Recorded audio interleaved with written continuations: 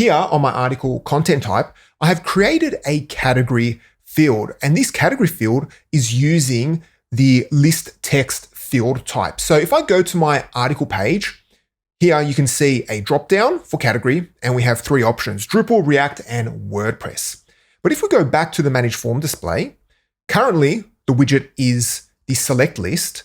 But if we change it to checkboxes and radio buttons, and then hit save and refresh our article page, you'll see that straight away we have radio buttons. But if we go back to our manage form display, we can't actually switch between checkboxes or radio buttons. If you compare the widget to the other field widgets here, we don't have a cogwheel where we can easily switch between them. So how do you switch between a checkbox and radio button? Well, it all comes down to the allowed number of values on the field.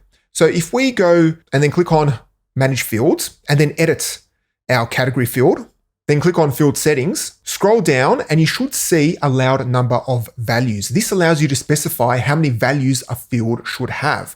By default, it is set to 1, meaning that a field can only have 1 value.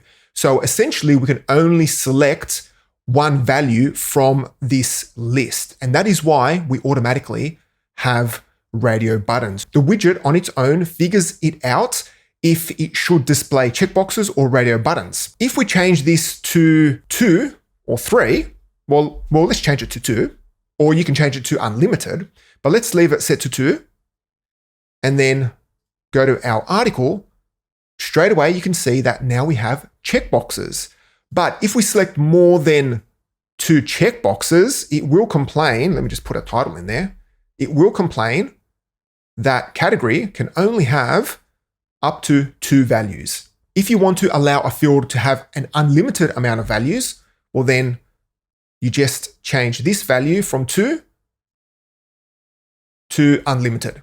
And now, if we come back here, we can select an unlimited amount of checkboxes. So if you want to switch between checkboxes or radio buttons, then make sure you adjust the allowed number of values.